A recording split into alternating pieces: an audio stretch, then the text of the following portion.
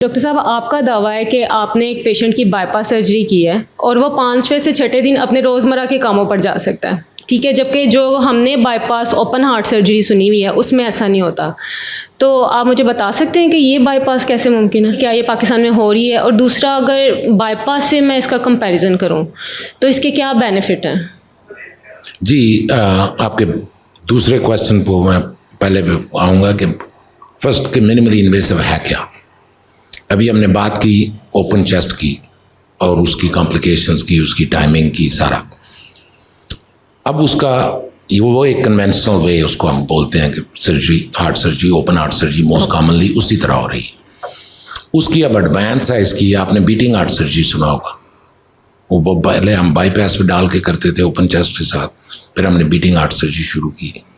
फिर ये आई अभी लेटेस्ट इसकी है कि मिनिमली इन्वेसिव, कि चेस्ट ना खोली जाए, क्योंकि उससे जो डैमेज होता है, जो कॉम्प्लिकेशन होती हैं, जो रिस्ट्रिक्शन होती हैं, वो ना हो, तो मिनिमली इन्वेसिव किया जाए।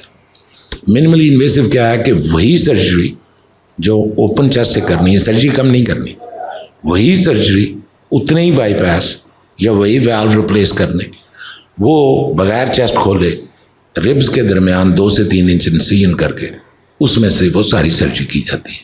उसको मिनिमली इन्वेसिव सर्जरी कहते हैं।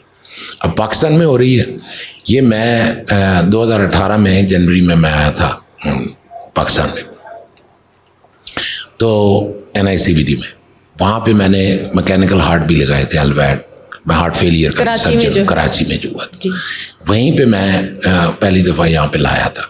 उससे पहले भी आते रहे हैं, कोई टीचिंग आ गया, कोई रेगुलर नहीं कोई कर रहा था, टीचर आया, अभी भी आते हैं टीचर वगैरह। बहुत सारे सेंटर्स में इस पर काम हो रहा है, बहुत सारे लोग सीखने की कोशिश कर रहे हैं। मेरे पास अभी भी 3, 4, 5 डॉक्टर्स हैं जो मुझसे सीख रहे हैं। तो इस तरह ये भी मैं सिखा रहा हूँ, मेरी कोशिश ये है। लेकिन लेके मैं ही इसको आया हूँ, और मैं अभी उमर हॉस्पिटल में हूँ जोर टाउन में, और तकरीबन सारी की सारी हार्ट सर्जरियाँ ये मिनिमली इन्वेसिव कर रहे हैं with the state of the art. जो कुछ दुनिया में हो रहा है हम उस लेवल पे हैं अल्हम्दुलिल्लाह। तो क्या फ़र्क है कि जो मिनिमली इन्वेसिव के ज़रिए कोई पेशेंट आता है आपके पास, उसने ऑपरेट करवाया, तो आप मुझे ये बता सकते हैं कि इसमें कॉस्ट क्या लगेगी? मतलब क्या कोई ख़र्चा कम हो सकता है या इसके कोई इकोनॉमिकल बेनिफिट हो सके मरीज़ को? मरीज़ के लिए किस तरह से बेनिफिशियरी है? हाँ, इकोनॉमिकली अगर आप देखें तो इसमें इंस्ट्रूमेंट जो इस्तेमाल होते हैं वो करोड़ों में आते हैं, ठीक है। तो प्राइस इसकी आप कास्ट कहें कि आप हेल्थ कार्ड पे करना शुरू कर दें तो वो तो पॉसिबल नहीं है, क्योंकि हेल्थ कार्ड में सेफली तो रेगुलर प्रोसीजर भी नहीं किया जा सकता। दूसरा, इसका अगला आपने कहा कि कास्ट कितनी हमने रखी हुई है। कास्ट जिस प्राइस पे लोग प्राइवेट में ओपन हार्ट सर्जरी कर रहे हैं, हम तकरीबन उसी प्राइस के, उसी के इर्द गिर्द 10-12 लाख में वायर हो रही है सर्जरी, उसी में ये भी सर्जरी हम कर रहे हैं सारी।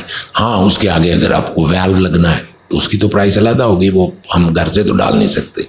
वो 2 लाख से लेकर 5 लाख तक भी जा सकता है, 7 लाख तक भी वैल्व हैं जो इतने महंगे, तो वो ऐड हो जाती है कास्ट इसमें। हेल्थ कार्ड पे ये सर्जरी नहीं हो सकती डेफिनेटली, ये इसका कास्ट का जो है। उससे अगली आपने क्वेश्चन किया कि पेशेंट को क्या इसके बेनिफिट है अगर कास्ट ज़्यादा करे। एक तो ये है ना, मैंने आपको बताया कि 3 महीने के लिए वो बॉन्ड नहीं है। मैंने अमेरिका में ये सर्जरी करके पेशेंट को 5वें दिन डिस्चार्ज किया है, और वो 5वें दिन अपनी गाड़ी चला के स्ट्रेट जॉब पे चला गया। उसको किसी को बताने की भी ज़रूरत नहीं कि मेरी सर्जरी हुई है, क्योंकि ये इंसिजन भी साइड पे होती है। अगर लो कट भी आपने पहना हुआ है तो नज़र नहीं आ रही, तो ये पता भी नहीं किसी को कि आप हार्ट सर्जरी नहीं बता सकता, कि देख के नहीं बता सकता अपने हेल्थ के। कुछ लोग अमेरिका में तो बहुत ज़्यादा है ये कि आप किसी की हेल्थ के बारे में क्वेश्चन भी नहीं कर सकते, ठीक है। हाँ, लेकिन यहाँ पे इतना नहीं, हम स्टोरियाँ सुनाते हैं, मुझे ये प्रॉब्लम है, मुझे ये लेकिन कुछ लोग हैं जो अपना प्राइवेसी रखना चाहते हैं कि मैंने क्या करवाया या मुझे क्या हेल्थ इशू है, वो मेरे हैं, वो मैं क्यों किसी को बताऊँगी जी बैठ के, वो कोई और बात करने की बजाय आओ जी तो हार्ट सर्जरी की बात करी, तो वो लोग उससे अवॉइड करते हैं। तो इससे वो सारा कुछ छपा हुआ है। तो एक तो जॉब का उनको बेनिफिट है ना, उनको जॉब ढूंढने की ज़रूरत है। जहाँ पे जॉब कर रहे हैं उनको बताएं या ना बताएं, ये उनकी अपनी मर्जी। 2 हफ्ते में तो हम यहाँ पे हम भेज रहे हैं ना, मेरे पास इंटरव्यू पड़े हुए हैं जो लोग तीसरे दिन घर गए हैं और वो जाने के लिए तैयार है। मेरे पास बिजनेसमैन हैं जो सर्जरी वाले हफ्ते घर गए हैं, उसी हफ्ते घर चले गए हैं, अगले हफ्ते वो अपना बिजनेस रन कर रहे हैं। तो इसका ये बेनिफिट है कि आपको बाकी जो सोशल बर्डन है ना वो नहीं आता। तीसरा इसका सबसे बड़ा कि इसका पेन बहुत कम है। अच्छा, एक तो हम ब्लॉक कर देते हैं, 2 ही तो नर्व होती हैं क्योंकि 2 रिब्स के दरमियान हम जाते हैं, एक तो वो ब्लॉक कर देते हैं हम, तो वो दर्द कम होती है उसकी। दूसरा ये इंसिजन छोटी सी है, स्किन जब जुड़ जाती है तो उसके बाद उसका दर्द नहीं होता, जब तक वो हिलती है उस वक्त तक दर्द होता है, या स्वेलिंग हो तो दर्द होता है। तो इसके ये बेनिफिट हैं इस तरह। तो कॉस्ट इसमें कोई इतनी नहीं है कि हम लोगों को कहते हैं। अच्छा, अब जो जिस तरह हमारे भी, लोग जा रहे हैं इंडिया में 4-4, 5-5 करोड़ दे के, उस तरह के नहीं है कोई भी।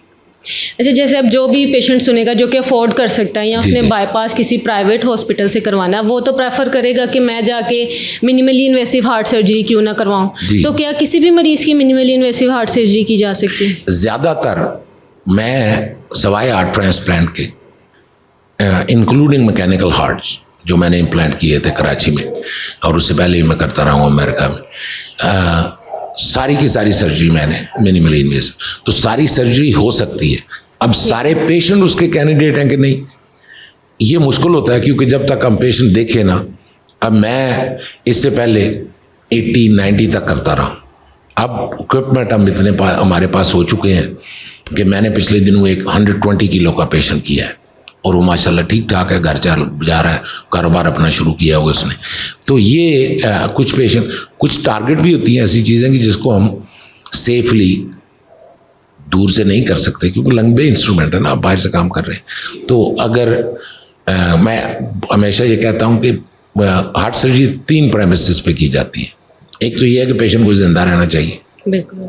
ये तो नहीं कि ऑपरेटिव रूम में हम ऐसा रिस्क ले लें जिससे पेशेंट की जान को खतरा हो, वो नहीं आप कर सकते। दूसरा ये है कि जिस काम के लिए वो हमारे पास आया है उसको 3 बाईपास चाहिए तो 3 बाईपास चाहिए, उसको 2 वाल्व बदली करवाने हैं तो 2 वाल्व चाहिए अब उसको। अब तीसरा आ जाता है कि मिनिमली इन्वेसिव। सो पहले 2 पूरे होने चाहिए कि एक तो उसको जिंदा बचना चाहिए, दूसरा उसको जिस काम के लिए वो आया वो हम प्रोवाइड करें, तीसरा ये है कि उसको मिनिमली इन्वेसिव करें। तो वो जॉब पूरी की पूरी होती है और हर पेशेंट को इंशाल्लाह पूरी मिलती है। ठीक है।